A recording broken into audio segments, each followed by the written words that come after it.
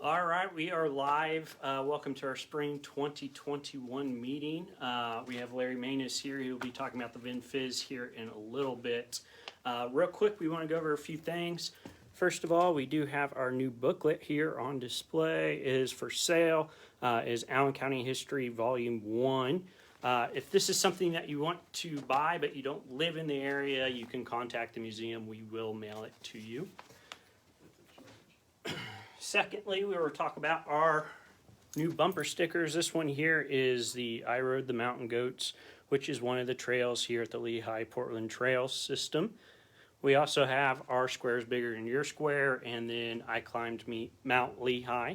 Those are available also here at the Historical Society, so you can purchase those here. One other thing we will talk about is the Southeast Kansas Museum Alliance Passport Program. This little booklet is free. You can pick it up here at the Historical Society. What it is an opportunity to visit all 34 museums that came together to form the Museum Alliance. You have a chance to win up to $300. All you have to do is come and visit the museums, get your stamps. If you go to 30, you'll have a chance to win $300. If you just view 10 and get 10 stamps from various museums in Southeast Kansas, you will have an opportunity to win $100. And then in between, depending on how many you actually visit and get stamps for. Lastly, we will be taking questions at the end. So if you have a question, you're more than welcome to put that in the comments. I will be watching it live, so you do not have to worry about me missing any of it. I'll write it down and give a list to Larry to go over. Without any further ado, I'll move the camera and we'll have Larry start the talk on the Vin Fiz.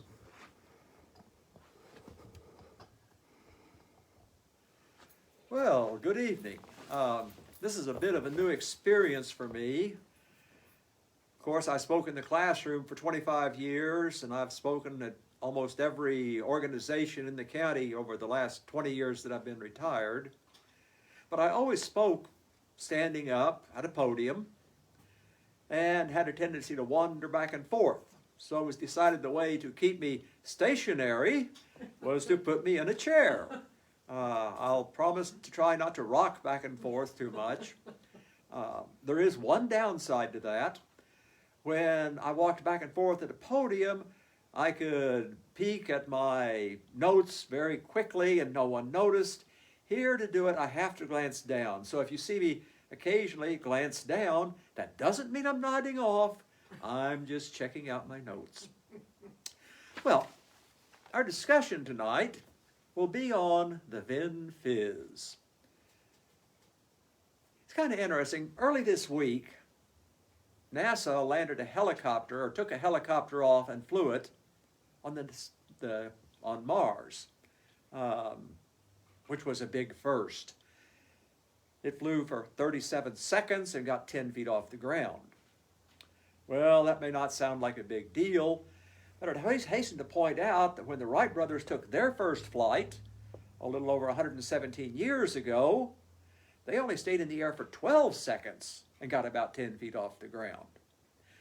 So in the beginning, air travel was nothing anybody ever thought about. For the first 6 or 8 years after the Wright brothers' flight, flights were seen as exhibitions. They were big at fairs. Barnstormers put them on at various places around mostly the East Coast and Midwest, Ohio being in the Midwest by typical definition. So nobody much had thought about airplanes as actually being a mode of transportation. Well, a visionary and newspaper magnate, a man named William Randolph Hearst, had the thought that at some point in time, airplanes would become a viable transportation source, and he wanted to get the idea out and around. So in 1910, September of 1910, he made an offer to pay $50,000 to anyone who could fly a plane from coast to coast in a 30-day period. Now, $50,000 may sound like much, not sound like much now, but it was a fortune in 1910. Actually, it drew 8 people who signed up to make the attempt. 3 of them decided it was infeasible and never made the attempt. 5 actually made preparations to take the trip. But only 1 was actually able to complete it. And the way they did that was with an interesting combination of a great pilot and a lot of money. Let's say a word or two about the pilot first. He was a man named C.P. Rogers. He was a direct descendant of Commodore Perry, famous for the Battle of Lake Erie, winning the Battle of Lake Erie in the War of 1812. And he was quite an adventurer. He'd raced yachts, he'd raced automobiles, he'd raced motorcycles. He was sort of a daredevil of the time. He had one little difficulty, which would actually provide an advantage as a pilot at that time. He was largely deaf as a result of having scarlet fever as a child. But he was a very large man for his era. He stood over 6 feet tall and weighed about 200 pounds. And from pictures I've seen of him, he appeared very athletic. He looked like he could be a linebacker in the NFL today. You needed a lot of strength to be able to fly a plane for 8 to 10 hours a day. And you needed a lot of mental ability to master the task. In his case, he took 90 minutes of instruction from Orville Wright and declared himself to be a capable pilot. That was the extent of his experience before starting on his cross-country trek. The money came from Ogden Armour. He was the owner of Armour Packing Company, which of course was the major packing firm in Chicago and in Kansas City. And he was very interested in doing this flight, sponsoring this flight, to get the name of his new product out. He had decided to move into the soft drink business in addition to his meat packing. And his first product he came out with was a grape soda he called Vin Fiz. So he named the plane the Vin Fiz. So here we had Hearst, who hoped to profit from this undertaking, from increased sales of the newspaper as people followed the flight across country, and Hearst, who hoped to make a profit out of his soda pop business with the name Vin Fiz. They got together, they left from a beach, took off from a beach just outside New York City on, and I'll have to peek at my notes here, folks, sorry about that.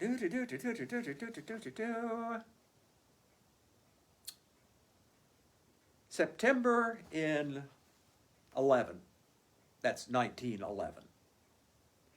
The plane itself was a Model 2 Wright Brothers aircraft, which was very similar to their original, except it had stronger spruce spars to make it more durable, and it had a much more powerful engine, a 35 horsepower engine that was mounted, of course, right behind the pilot.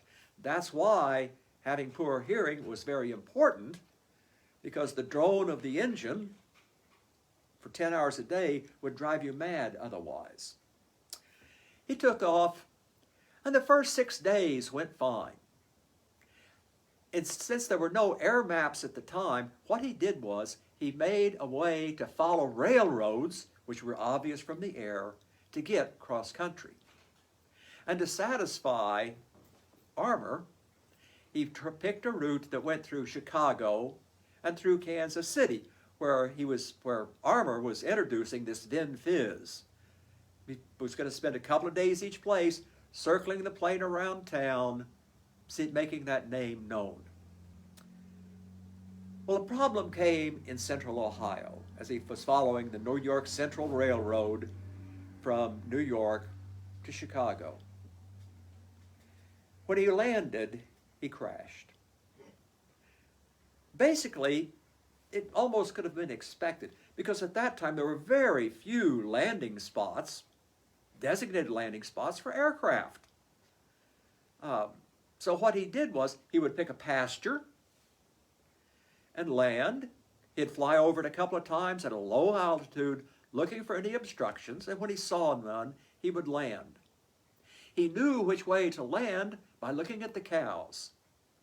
He learned from farmers that cows on windy days stood facing away from the wind. They didn't like the wind blowing in their face.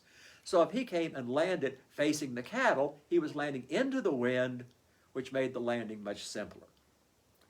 The problem was, in this field in Ohio, there was a pothole that he didn't see. And when he sat down, the right front wheel dropped right in the hole, and the plane rolled over end over end.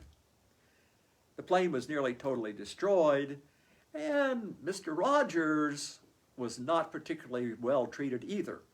He was no broken bones, but a great deal of soreness, bruises. When they first saw him, they was afraid he would never be able to continue the flight. It took them 10 days to recover and start the flight again. That was to allow him to recover from his injuries, at least to the extent he could fly again, and to near totally rebuild the plane. As it happened, they had a chase train that ran along with the flight, or under the flight. It would run ahead to the next stopping point, which had been selected, and it had 2 boxcars full of enough parts to completely rebuild 2 planes. It also had a full machine shop in the boxcar. It had a fuel car to carry gasoline, since many places where he stopped, sufficient grade gasoline wasn't available. And it had a Pullman car, a berthing car, for C.P. Rogers, for his mother who accompanied them, and for the technicians who were there to work on the plane, to fuel the plane, to do the necessary support work on the plane. Well, after the 10 days, they took off again. However, they realized that with 10 days already gone, there was no way they could complete the trip in 30. However, they decided to continue anyway. Armour wanted to continue to get the name Vin Fiz in the air over Chicago and Kansas City, which was his ultimate goal. And Hearst discovered that this coverage that he was getting daily in his paper of what the plane had done that day was drawing more people to the paper. It was increasing circulation and promised to do more so as the trip progressed and became obvious that it might actually succeed. Well, CP flew on to Chicago and arrived there on the first leg of the day 3 days later. The afternoon, or actually from noon until about dusk, he spent the time circling around Chicago, proudly displaying the Vin Fiz sign on the side of the plane and towing a sign behind him. It was quite an event. He woke up the next morning and headed off to Kansas City. Now at this point, he had to leave the New York Central, that's where it ended. He took the CB&Q, which is what it was then, the Chicago, Quincy, and Burlington. Later, the Burlington route, which still is around, to Kansas City. When he got to Kansas City, he got there late in the evening. So, he needed to rest up some, still suffering somewhat from his bruises and soreness. So they decided they would stay there 2 days, and he would circle around again the next 2 days, operating out of Swope Park. So not only did people see it in the air, they could come by in the early morning or in the evening and see the plane up close on the ground in Swope Park. When he started to leave on the morning of the 3rd day, he discovered, he actually had known before but hadn't brought it up, that it was Friday the 13th. His mother was very superstitious and begged him not to fly on Friday the 13th. So he stayed in Kansas City a 3rd day. On Saturday the 14th, he left to head down the Katy Railroad. And of course the Katy the MK Missouri, Kansas, and Texas ran through Moran. The plan was they would stop at Kincaid to refuel, they would stop at Parsons to refuel, and then fly on to Tulsa. As it turned out, it didn't work that way, because there was a very favorable wind blowing out of the north, and either intentionally, because he wanted to make up some time, or accidentally, because he didn't recognize the town, he failed to stop at Kincaid. He flew on to Moran to stop there and stopped there. It's interesting because the Missouri Pacific Railroad that morning had brought a trainload of people over from Iola and La Harpe to watch the plane go over. The organizers announced that he would fly low and slow over the tracks in Moran, and people wanted to go see it. At that time, people in Allen County, the vast majority of them had never seen an airplane. And not a small number of them were actually skeptical about whether airplanes really existed and flew. So they came to Moran to watch it go over. When the plane got to Moran, instead of just going slowly down the tracks, it pulled off and started to circle around the outside edge of town, obviously looking for a place to land. Dropping in altitude, he landed just west of the Elms. For those of you who aren't familiar with the Elms, it's at the First Mile Road, this intersection of the First Mile Road and Highway 59 south of Moran.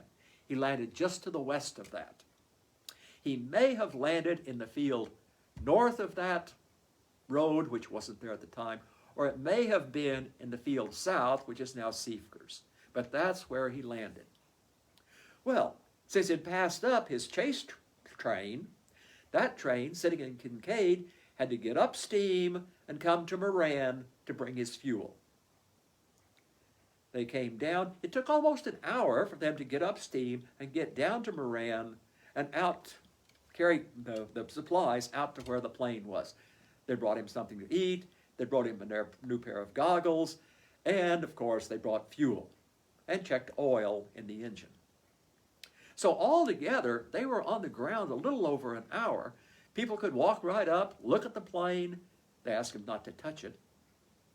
The editor of the Moran Herald, the newspaper in Moran at the time, came out and talked to him. And interestingly enough, in the paper he reported, first of all, that Rogers was a giant of a man, and secondly, that he was very terse and non-communicative. I suspect, also he didn't realize it, that it probably had to do with his hard of hearingness, that his hearing deficiency allowed him not to be communicative around strangers. At any rate, he took off from there. Since he had gone further than was expected, they decided he wouldn't land in Parsons. He flew on to Vinita, Oklahoma. So as it turned out, the stop in Parsons was the only stop in Kansas that the Vin Fiz made on his transcontinental trip. When they got to Vinita, they filled up there and flew on to McAllister for the night. At McAllister, the mechanics were concerned about the amount of oil the engine had consumed, so they spent an extra day there to totally rebuild the engine. From there, he took off, he headed on, and followed the Southern Pacific across Texas, southern New Mexico, southern Arizona, and landed at Pasadena. By the time he got there, while he had left with a crowd of less than 100, there were 20,000 people waiting on the beach at Pasadena for him to land. He had become nationwide famous. He left the plane there. It was disassembled and shipped to the Smithsonian in in Washington, D.C., and today hangs in the Smithsonian Air and Space Museum in Washington. He didn't, however, end his flying there. He enjoyed flying so much and he was so popular that he bought a plane, had it shipped to him, and began to barnstorm around Southern California, putting on air shows, and of course, charging a fee to people to come watch.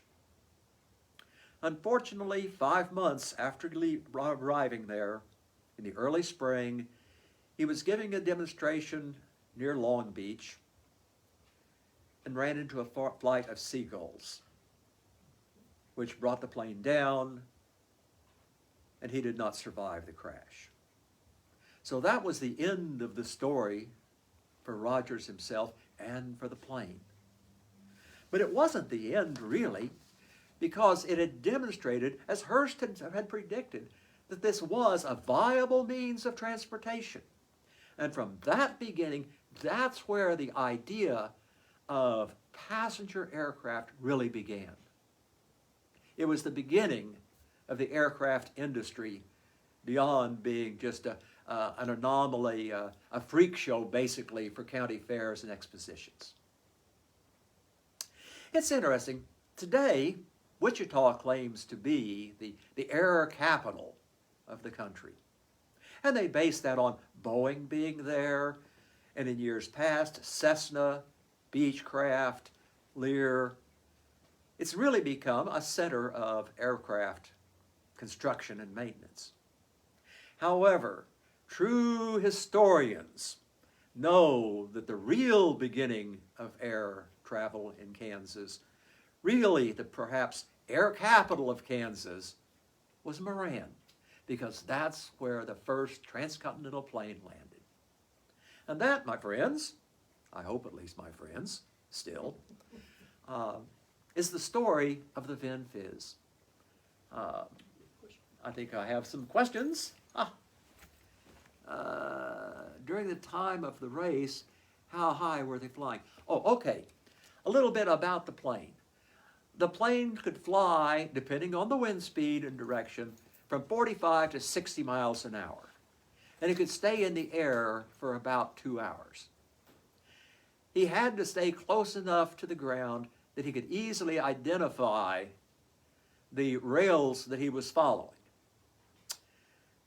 I have not seen data, but from their descriptions, I believe that he was flying at perhaps 1,000 to 1,200 feet above the surface, not above sea level, but above the surface. Might also point out that's one of the reasons why, from Kansas City, they swung far to the south. The plane would not fly high enough to clear the Rocky Mountains or the Sierras to get to California. So they drifted clear down to the south, got south of the Rockies, south of the Sierra, then crossed over across the country. Any clue on what the cost was for the train and other parts? No idea.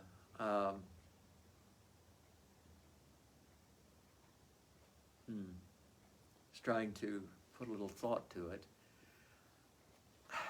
I would guess, because they also hired, I think, 3 or 4 mechanics and service personnel to ride along. I would guess it was quite expensive in their terms. And in their terms, of course, quite expensive could mean $30,000, $40,000, $50,000. But that would be a stab. There, of course, was also the cost of the fuel and what have you along the way. Meals, the whole 9 yards. Was the city of Kincaid and Parsons up in arms over the pass up to stop and refuel? I'm sure there were many disappointed people, but he did slow down at every town that he went through, even if he didn't know what the town was, and get very close to the ground and fly fairly low over the tracks, maybe 100 feet elevation. So I'm sure they got a good view as the plane went by. At Kincaid, it may have been a little more disappointing because the train had actually stopped there, and people, when the train stopped, went out and got around the train because they knew the plane would be coming. In Parsons, since it already determined before they left Moran that they were going to go on to Veneta. The train did not stop at Veneta, or excuse me, at Parsons, so perhaps they were somewhat less disappointed. But still, I'm sure vast numbers of people, vast numbers in terms of the population of that area, came out to watch the Vin Fiz fly over. More questions, more questions. Just one more. How long did the entire flight take? Yes, it was over 30 days. If you count departure time to arrival, it took 45 days. But you have to remember, he spent 10 days recovering and repairing from the crash. He spent 2 days in Chicago. He spent 3 days in Kansas City because of the July 13th or February 13th problem. And he spent a day as they rebuilt the engine. That's 16 days. Actual flying days, he made it in 30 flight days. But Hearst made out on the whole thing. Since it took more than 30 days total, he didn't have to pay the $50,000, and yet he got all of the publicity and increased circulation from the articles that were written following it across the country. So the person who really made out in this whole deal was Hearst. I might point out, just for what it's worth, Vin Fiz, the soda pop, was a failure. It was joined later by such great names from our past as Grapette and Knee-High, who made grape soda, in that land of forgotten grape sodas of the past. In the meantime, however, the plane is still on display and venerated at the Smithsonian. So I suppose the answer is, it's better to be a flyer than a soda. That's my philosophical thought for the evening with which I will leave you. Don't be a soda, be a plane. Thank you.